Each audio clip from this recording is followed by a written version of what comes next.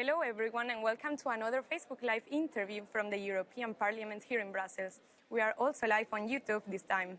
Last week, Parliament gave its final green light to the Digital Markets Act and to the Digital Services Act, which are said to be game changers of the digital environment in Europe. I'm Maria from the web communication team of the Parliament, and I am joined today by Ms. Christel Schaldemose, member of the Parliament, leading with one of these two pieces of legislation at the Parliament, the one on content moderation rules, known also as the Digital Services Act. So welcome. Thanks a lot for being here today. Thank you so much for having me here. Yeah. So before we get underway with the interview, I'd like our audience to send us your questions and comments, and I'll try to put as many as possible to my guest in the next half an hour or so. So, well, let's start. Why does the European Union need an update of the rules for the digital world?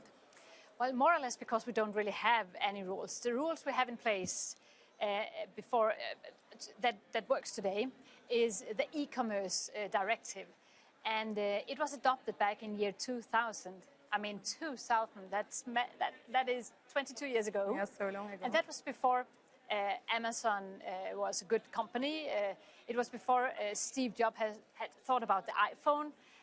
It was before Facebook was started. So, of course, the rules are not really taking into account the new types of digital services. So we need an update, but we also need to make sure that we can regulate and take back control, because today the big tech giants are deciding the rules for the online world, and I want it to be a democratic, decided rule book we have, and that's what we did with the DSA. So our audience can be confused about the difference between the Digital Services Act and the Digital Markets Act. In very simple terms, could you explain what? But I think you said it in fact in a good manner. The DSA is about the content of the platforms and making sure the rules are clear on that. And the DMA, the Digital Markets Act, is about competition rules so that we can make sure that we have more platforms so they can compete better for the benefit of the users. Mm-hmm. So the DSA is really where we're trying to establish the rules for the content of the platforms. And do you think that the rest of the world will follow suit after these laws were approved? Well, I don't believe that the rest of the world will copy-paste the DSA one-to-one, but I think that they will be inspired. So we have what we call the Brussels effect very often. Mm-hmm. We did it also with the GDPR. We saw that we made rules, new rules, land marking rules, and then after a certain time, other countries or regions kind of were inspired and maybe did not get exactly the same, but they were starting to focus on privacy, for instance, on the GDPR. And I'm sure that on the DMA and the DSA, they will do the same, at least for the DSA's part. That will probably create, the standards, the golden standards for the rest of the world. I expect that also on the basis of discussions I've had with politicians from other parts of the world. Mm-hmm. The Digital Services Act aims to protect users from illegal content online. On this, there are some comments on Facebook. For example, Sky Smith asks, who defines what is and what is not illegal? Well, that's a very good question, honestly. Mm-hmm. We are not defining with the DSA what is legal and what is not legal. It's still up to the member states or to specific sector-specific legislation we're making in EU. The DSA, and it might sound a little bit technical, but it's a horizontal piece of legislation. What we're saying is that if something is illegal, mm-hmm. then we have rules in place on how to tackle that, to take it down and things like that. So we harmonize the rules on what to do if you have illegal content. We're also saying who can identify illegal content. But let me give you an example. Sure. We are not harmonizing because in the EU we still have different ways of looking at things. In Germany, for instance, it is illegal to deny that Holocaust took place. And that's for good reasons in Germany. But in my country, Denmark, it is legal to deny. We have another history. So we are saying, well, let's get it out in the open, then we can discuss. So the platforms, they have to live with the different legal rules. But for German users of the platforms, they will see that, for instance, Facebook has to take down content where people are denying Holocaust. But for Danish users, they don't have to. Okay. Yeah. It's a bit tricky though, because it depends. I mean, people see the content online, so they don't know from which country it comes from. It's really. true. It's true to a certain extent, but still, we know very often if you use language, which citizens in the European Union it is targeted at. So I think it will work. So the platforms, they have to realize that if they want to do business in Europe and for European users, then they have to live with the fact that we can have different laws on what is illegal and what is not legal. We are not harmonizing that, but we're saying if it is legal, it needs to be taken down expeditiously. And how will this be achieved? So who will have the right to tell platforms to take down illegal content? Well, it will be many types. We have what we call trusted flaggers. That are certain organizations, authorities and things like that can flag towards the platform. But you could also, as a user, flag if you see something you believe might be illegal. And then they have to look at it and react on it if it is illegal. But very often it will probably be still, the police in the member states. If somebody has shared a photo that they did not have consent to, then you can go to the authorities, the police, for instance, and then they can contact, for instance, Facebook or YouTube, and then they will have to take it down. But it could also be NGOs, it could be consumer organizations or privacy organizations or whatever. It could even be companies that could be a trusted flagger. So we're not saying that the platforms should control or monitor, but if they are getting knowledge about illegal content, then they need to act. It's clear. So according to the rules, harmful content should not be treated the same way as illegal. What's the difference, and how can harmful content be effectively addressed? Well, it is in fact difficult. So we said, crystal clear, illegal content needs to be taken down. But you could still have legal but harmful content. So if you have, too much disinformation, that could be harmful, but it can still be legal. So how to tackle that? We said that we still want the platforms to take responsibility for this. And that's where we kind of open up the black box of algorithms, because we're saying to the platforms, well, once a year at least, you have to make an impact assessment on how your algorithm works. And when you look at it, you need to see if there are some systemic problems. So if you can see that your algorithms works in a way that amplifies disinformation or hate speech or cyber violence or what it could be, and that has a negative impact on users. It could be harming democracy or harming the health of young ladies or whatever. Then they have to risk mitigate. But we're not telling them how to do it, but we say you need to take responsibility for the systemic risks the content on your platforms perform with. So I think that illegal needs to be taken down expeditiously, here and now. But for the rest, they need to look into how does that work. So if you have, for instance, a lot of disinformation, you can, as a platform, decide to take it down. But we're not saying that you have to take it down, but you could downgrade it. Today, the platforms, let me give you an example on Facebook. Facebook they are harvesting our data. They want us to stay on the platform so they can know as much as possible, so they can sell ads targeted at us. And in order to keep us stay on the platform, they want to have us engaged, involved. And how to involve us? Well, that is by making sure that we see a lot of maybe negative content or content that polarize people, because we know that type of content is creating interaction. You share, you dislike, you comment, and you maybe even send out other things to go up against it. So you're active. So negative content has built in it that you get the users to be more active rather than positive.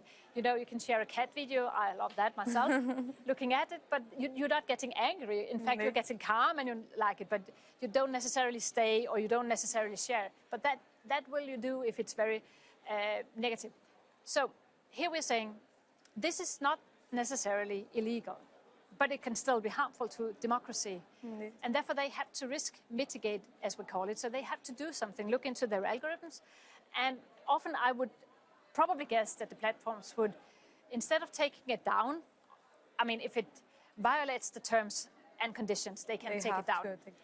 But if it doesn't, they could downgrade it instead of amplifying it. So that's what I hope they will do, and that is what I expect they will do, so that we can make sure that the democracy can work better. I mean, it's very important that people still have their right to speak freely, and therefore also share a lot of content.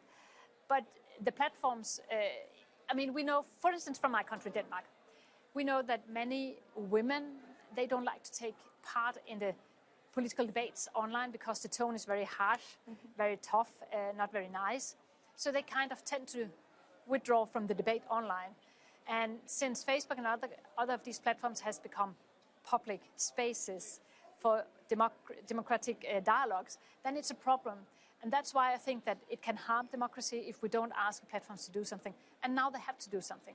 We're not saying what to do, but we say you have to do it if it has a negative impact. You have just mentioned the freedom of speech of the users, and actually this is something which concerns our users on Facebook especially. Many of them, they are afraid that these rules will mean censorship. I would like to read a comment from Tomex Korka, who is afraid that EU leaders' intentions are bad and avoiding hate speech would result in avoiding freedom of speech. So how can... Well, I understand his fear, but I don't think that he is right in having that fear, because we are not asking the platforms to take down hate speech. But today, they amplify, they make sure that more and more people see it, because that gives interaction, and then they can harvest our data. We are saying that if we have too much hate speech, we don't have a real freedom of speech for everyone. So we suggest that if it has a negative impact, if it's a systemic failure from the platforms, then they have to do something. They could, for instance, downgrade so that it is not shown as often. But if you search on it, you will still find it. But it's not, they don't, in their recommendation, amplifies it. So I think that he shouldn't be afraid. I think that there is a misunderstanding. We are not asking the platforms to make filters. We are not asking the platforms to make a general monitoring of us. We are only saying that if users, trusted flaggers are flagging something, then the platforms need to look into it. And they have to look into it also on their algorithms once a year and then adapt. So I think that we have what we could call an arm length principle in place. We ask the platforms to act. We're not saying how to act. We're saying if there is a systemic risk, they have to change their algorithms and risk mitigate. Will there be penalties if they don't? Yes. Ultimately, if a platform doesn't comply with the DSA rule, they will have to risk a fine on up to 6% of the global turnover, which is rather much. But then, of course, it's because then they have seriously breached the terms, the legislation. But I think that, and I hope that the high level of fines can somehow prevent the platforms from doing something illegal. So I hope, and I guess that they will try to do what they can to comply. But I don't think that people should be afraid. It's not the law that is a problem with the DSA. We are not saying that they should take down or restrict the freedom of speech. But we say that if there is a systemic risk, and there is a risk of harming people's fundamental rights, or harming public health, or harming democracy, then they have to look into it and see how it can work. Good. So I think it was a very good answer, and I hope that our audience is more aware of this right now. And on this, there is a nice comment of Niels, who is saying, "Excellent job, Christel, carry on." Thank you so much, Niels. What if users' content is removed but it's not illegal? Can they contest the decision somehow? Yeah, this is some of the things that I'm happy about much of the things we're doing, but we are really trying to give users of the platforms more rights. So if an account is closed down, they need to notify the user. If some content is taken down, the user will be notified with a reason, and you have the right to complain. First, internally at the platform, and if you're not satisfied with the ruling, then you can go to an out-of-court settlement and dispute settlement, it's called. And there ask also to have them to look at it. And if you're still not satisfied, then of course you can go to the courts. But I think that this gives users more rights. We're also saying to the platforms that they need to be very clear in the way they're giving people knowledge about, for instance, terms and conditions. It needs to be, if you're a Spanish, you need to have it in Spanish. Maybe you already have that today because Spanish is a big language, but for instance, you don't know for sure that it always is in Danish. And we want the platforms to write their terms and conditions in an understandable way, but also in the European languages that are used in with the users. So in many ways, I think that we're giving users more rights. And that is very important. And that's no matter whether many businesses are using the platforms to reach customers, or you're a consumer buying goods or services, or you are a citizen who wants to express your points of views or your views on things. And no matter what kind, you should have some rights. And that's what we're trying to give people.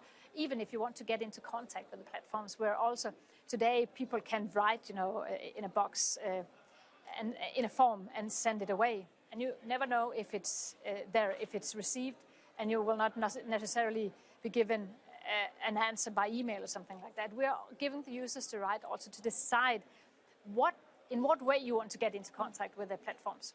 So if you want to write an email, that should be your right as well. So you said that, with this legislation, users will have more rights. Are there other ways in which the DSA will improve the public scrutiny for online platforms? Yeah, I mean, when we talk about enforcement, for instance, because we have the rules in place, and as always, companies have to follow the rules. But if they don't, or just to make sure that they're doing it, we have decided that the EU Commission will be responsible for the enforcement of the very large online platforms, meaning, for instance, Facebook, Google, YouTube. So we are saying that the EU Commission will have to look into whether the big platforms are complying or not. But not just the Commission. Also, researchers will get access to data. And even NGOs, if they are vetted, will have a right to get access. We need more to help us monitoring whether the platforms are doing what they're supposed to do or not. So I think that we are giving the whole society a chance to, follow and take part of this. And I think that that's needed because the platforms, at least the very large one, they're so big and they decide so much that it's fair that the society who will be impacted by the platforms, that they also have a chance to look at it and give their point of view on whether they like it or not. When I was reading about this legislation, I saw that there are some clauses on the protection of minors as well. So in general, how will the Digital Services Act protect fundamental rights? Well, in general, we have said for minors, we said two things. We said that the platforms that are particularly targeting minors, it could be TikTok, they have to make their design designed in a way that fits minors. There are different ways of doing this, but if you're a minor and you not necessarily know how to read terms and conditions and things like that, then you have to design it in another way than if it's primarily adults. We also say that we want them to make sure that it is a safe online environment for minors. And finally, we're banning that minors can be targeted with ads, because we would like, in order, the platform's business model is to harvest our data in order to sell ads. Indeed. Yeah. And these ads, the more they know about us, the more they can micro-target us, because they know what we are interested in, who we interact with, what kind of interests we have. Sounds scary. Yes, and this is not even that. They also know our sexual orientation, they know our political affiliation, they know our religion, they know everything. And even, especially for minors, I think this is horrible that they have to profile the minors. So we are saying, at least we ban that you're not allowed to make this micro-targeting. And therefore we hope that by that they will not profile minors. For the rest of us, for the adults, they can still target us, but they will not be allowed to target us with ads on the basis of, for instance, our religion or political affiliation. So we have said that sensitive data will not be allowed to be used for targeted ads. So we're going into the business model of the platforms and try to, protect users better than today. And I think that's very, very important. It's not sure that you will feel the difference, but it will become more safe and you will get less personalized ads in the future. And personally, I like that. There is another user who likes that as well. So as you said, under the new rules, tech companies will also face tighter restrictions on using people's data for targeted online ads. And Margaret Koss is hopeful about the new legislation. So she says, it's like having hidden eyes and ears in your house, soaking you in every word and thought. Enough is enough. I welcome this action. Oh, I'm so happy to hear that, and I share her points of views. It's kind of scary. Yeah. And I think we had been a little bit too slow to interfere in this. But now we do it with the DMA and the DSA. So we will put up restrictions, and they are not allowed to do whatever they would like to do. We need to protect people's privacy much more than we have done so far. Will the Digital Services Act do anything about the so-called dark patterns? Yes. We are banning dark patterns. And then sometimes people ask me, what is a dark pattern? Yeah. But that's when the platforms uses techniques to manipulate us into making a decision that we would maybe not have done. Many knows there are different types of dark patterns, but one of the most well-known is that if you have these choices, do you want to give away your data? And then the green button is the one where you say yes. Mm-hmm. And then the gray one or more faded one is the one where you say no. And that is, in a way, they use to manipulate us to say yes, because we tend to, it's easier to see the green. True. And it's a positive color kind of, so people tend to push for that. And we don't want to have that. We want to have a real decision made by the users. We don't want to be manipulated, so that's why we're banning dark patterns. I'm curious myself about seeing how this will be in the real world, how much they will do, because I guess that the platforms still would like to nudge us into doing things, but at least they're not allowed to manipulate us. So we're banning that. And how will the Digital Services Act protect people from unsafe or counterfeit goods? Well, one of the things we're trying to do for goods sold online is that we are saying that the platforms need to take responsibility to know who the seller is. Mm-hmm. So they need to have real knowledge about who the seller is. And they also need to make sample tests of the products. And then we have the trusted flaggers. It could be companies, companies that are selling the real product, the non-counterfeited product. They can also help platforms to find the counterfeited products. So I think that we're doing more. I will not guarantee people that they will be free of counterfeited products, but I hope that with the rules, it will be a little bit more difficult for those who want to cheat. Let's hope so. But honestly, on this, we are not really finished. Okay. I think that we need to work more. We have more to do when it comes to online marketplaces. So we still have to find our ways, and hopefully we will be able to have a stronger regulation sooner on this, because we're not really finalized. But we took some steps in the right direction, and hopefully we can do more. I guess at a certain time when it becomes more normal to shop online, many does it today, especially young people. Yeah. But we can see on the figures that there are still many people using the offline shops. But since more and more people will shop online, we will see more and more problems. So I guess that we have to do more, and I myself will push more for it. But we're taking small but important steps in the right direction. And when will this legislation come into force, the digital services? Yeah, but that's one of the good things, because normally it takes ages for EU legislation to be applicable for the companies. But we just adopted the final piece of legislation now. And already next year, in springtime 23, we will the rules for the very large online platforms will be applicable. So if we were sitting here next year at the same time, we would already be able to see the differences for the very large online platforms. Mm-hmm. And for the rest, it's the 1st of January 2024. But already spring 23, the new rules will be applicable for the very large online platforms. So on a more personal level, I would like to ask you, how was this experience of negotiating such an important file in record time as well? Well, I didn't do much beside working on the DSA during this process. It was very, very time-consuming, but so interesting and so important.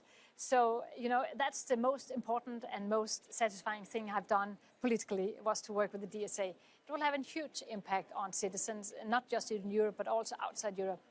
And what we did here is, in fact, something that will benefiting democracy, benefiting the level playing field for companies, and also benefiting the consumer protection. And so in general, the democracy, the society will have it better, will be better once this is applicable.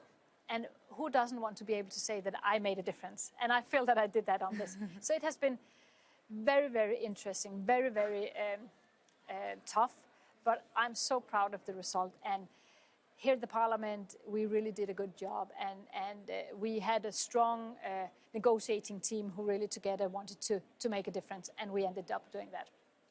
So, Ms. Schaldemose, thanks a lot for your time. I wish you very well-deserved holidays after all these negotiations. And yeah, thanks a lot for being here. And thank you to our followers for tuning in once again. Have a good afternoon, everyone. Have a good afternoon as well.